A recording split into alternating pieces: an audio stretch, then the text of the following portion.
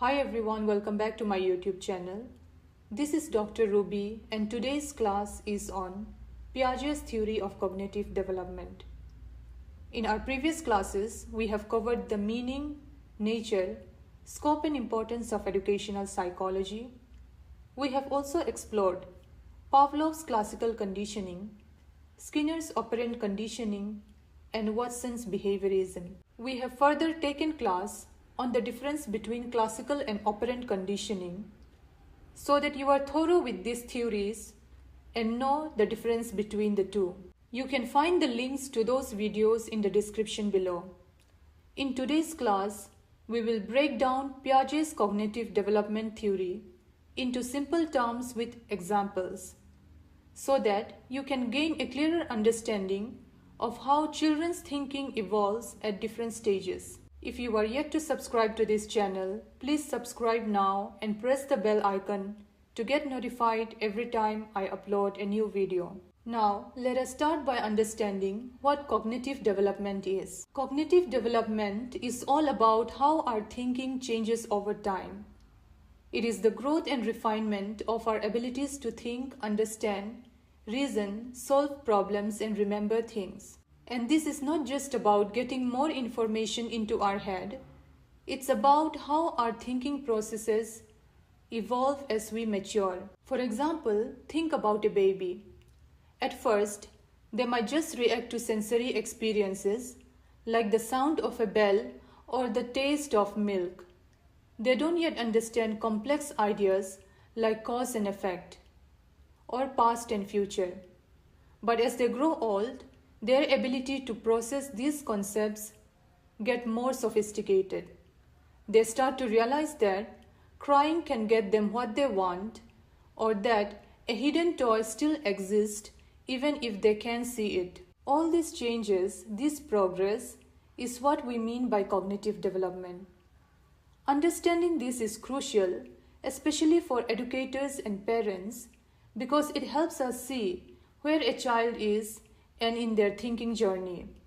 With this understanding, we can provide the right support to help them grow. Now, moving into Piaget's work, we need to first understand some of the core concepts that form the foundation of his theory, which are schemas, assimilation, accommodation, and equilibration.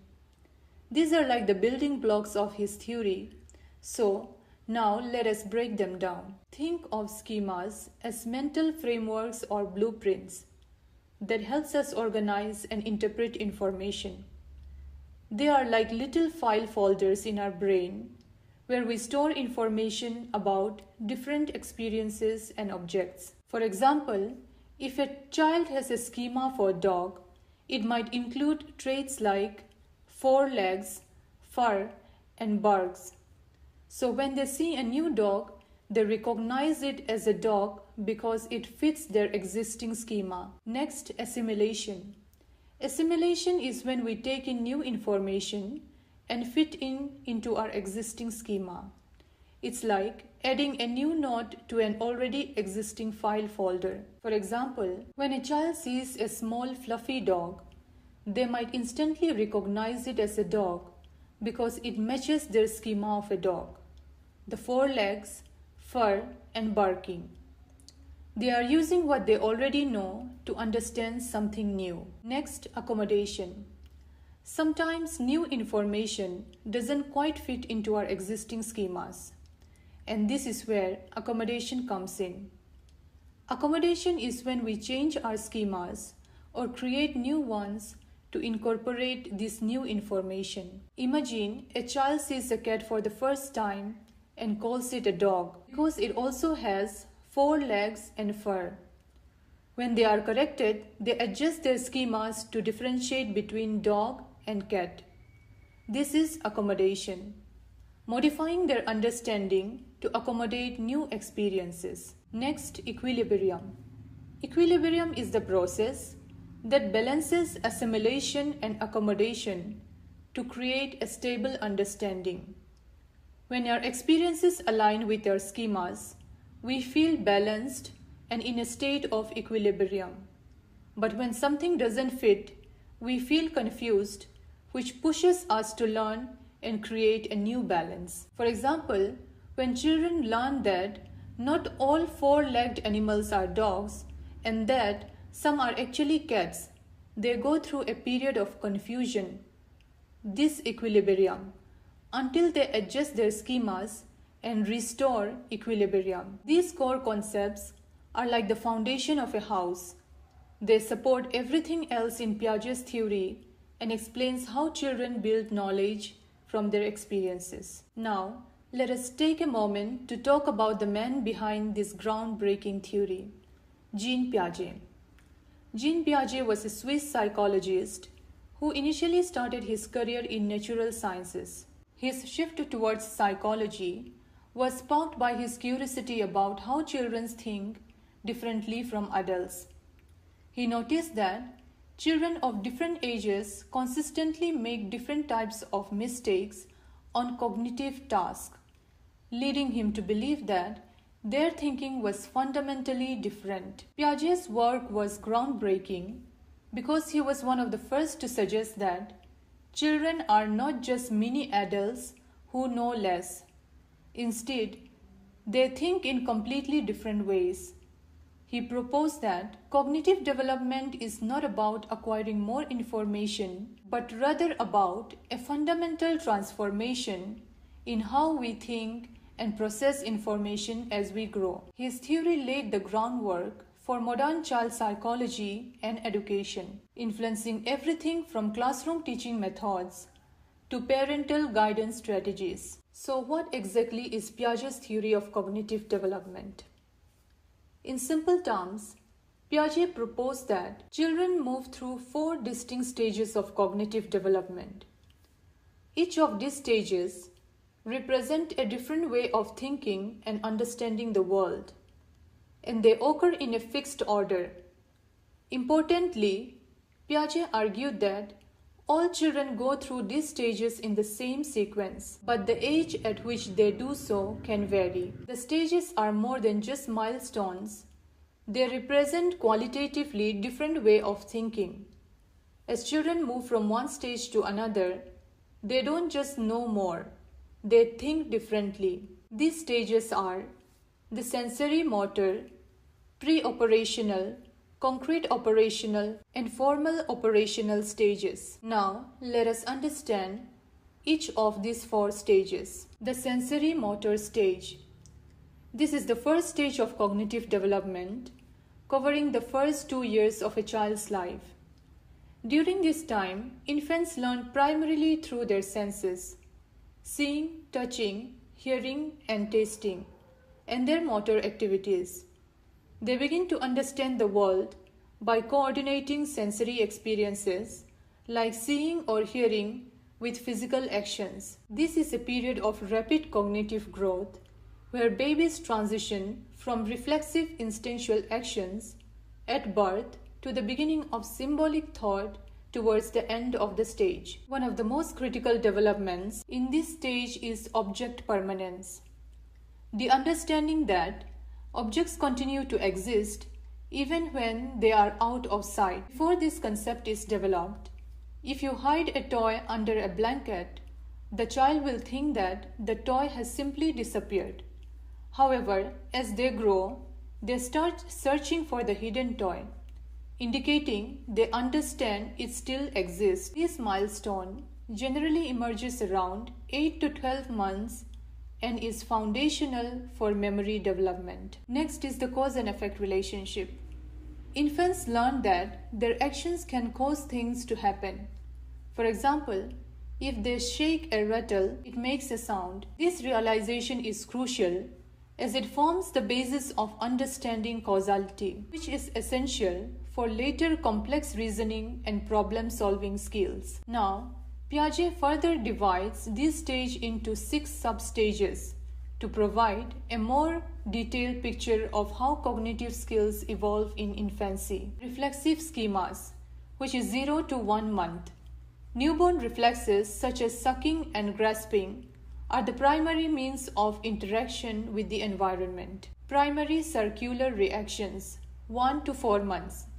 Infants start to repeat pleasurable actions centered on their own body, like sucking their thumb. Secondary circular reactions, which is 4 to 8 months. Action aimed at reproducing interesting effect in the environment, like shaking a rattle to hear the noise. Coordination of secondary circular reactions, which is 8 to 12 months. Combining learned behaviors such as using a stick to pull a toy closer. Tertiary circular reactions, which is 12 to 8 months. Experimentation and creativity, like dropping objects from different heights to see what happens. Finally, mental representation, which is 8 to 24 months. Here, the ability to create mental image of objects and actions happen. This allows for problem solving without trial and error. Now, let us look at the pre-operational stage, which is 2 to 7 years. At this stage, children begin to engage in symbolic play and learn to manipulate symbols, but they don't yet understand concrete logic. This stage is characterized by the development of language and imagination. As children start to represent objects and events with words, images, and drawings. However, their thinking is still very much intuitive and egocentric. They have difficulty seeing things from perspectives other than their own. One of the key characteristics of this stage is egocentrism, the inability to differentiate between one's own perspective and that of others. A classic example of egocentric thinking is Piaget's 3 mountain task, where a child is asked to choose a picture that shows what a doll would see from another perspective.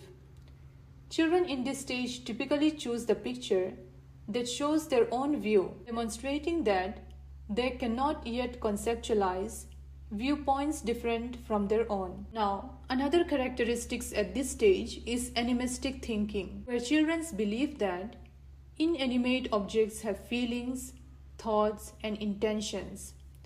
For example, a child might think the moon is following them during a walk, or that a teddy bear feels sad when they're left alone. Now, this stage has also 2 substages. One is the symbolic function, which is 2 to 4 years.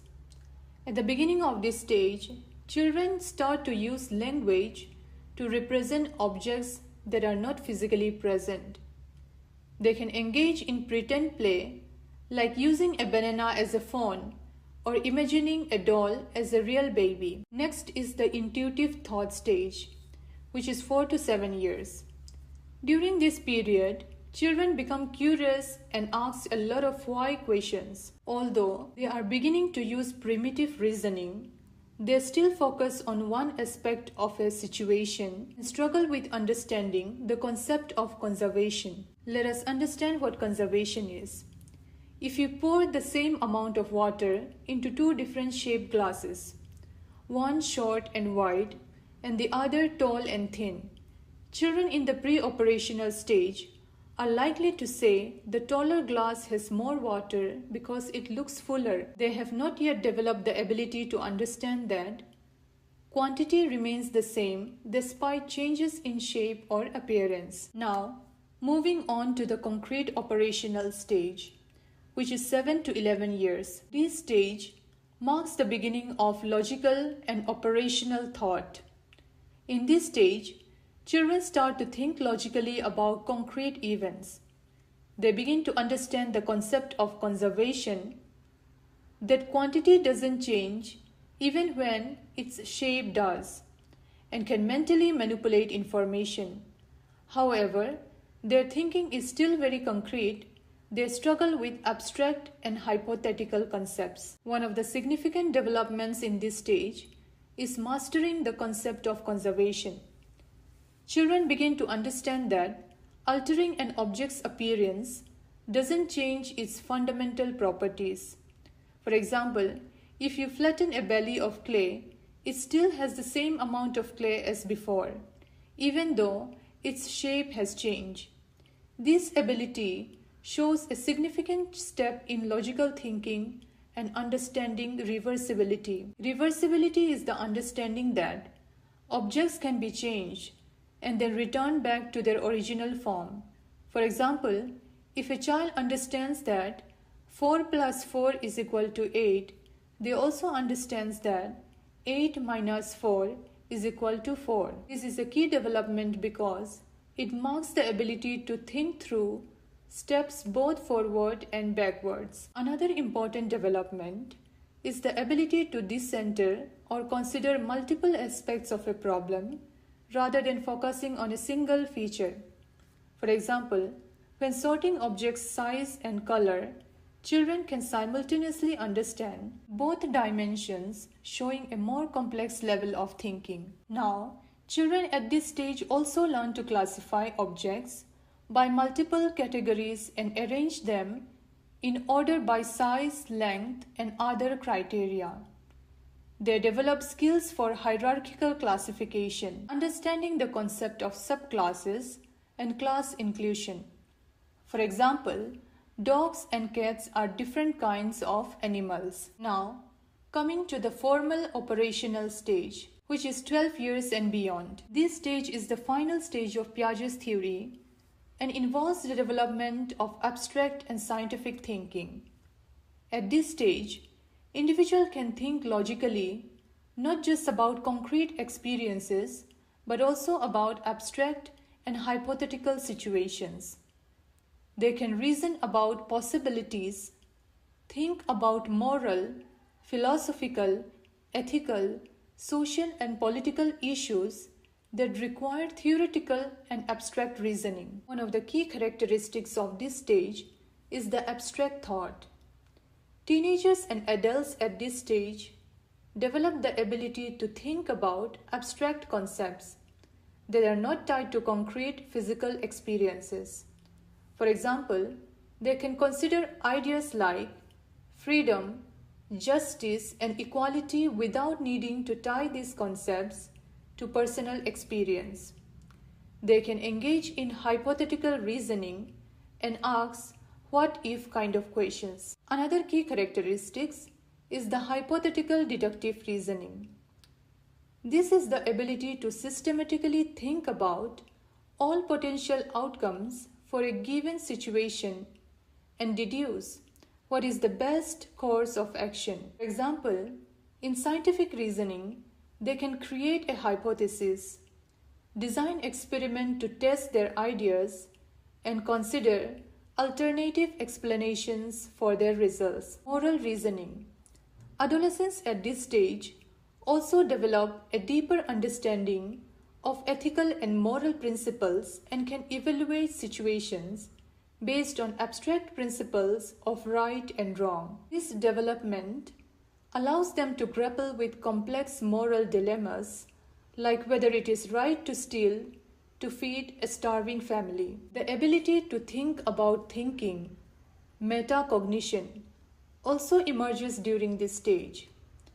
Adolescents and adults can reflect on their own thought process and understand different cognitive strategies for learning and problem solving. This skill is very important for self-regulation and effective learning throughout life. Now that we have understood the theory thoroughly, let us look at its educational implications. At the sensory motor stage, providing children with a stimulating environment filled with sensory experiences and opportunities for physical exploration is crucial. Toys that encourages exploration and cause and effect understanding, such as blocks, rattles, and simple puzzles are ideal. The pre-operational stage, it is essential to provide opportunities for symbolic play and hands-on activity.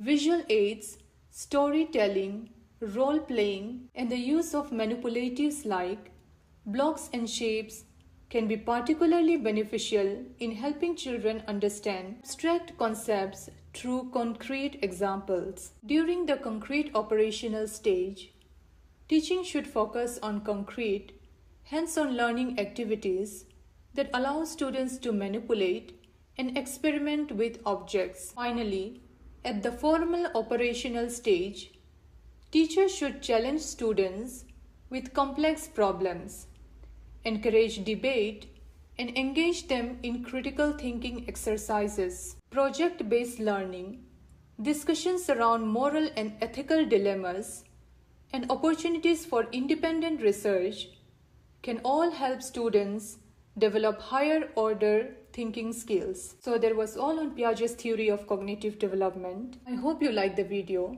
Please let me know in the comment section, and also any topic you would want me to cover in the upcoming classes. Thank you for watching and see you in the next class.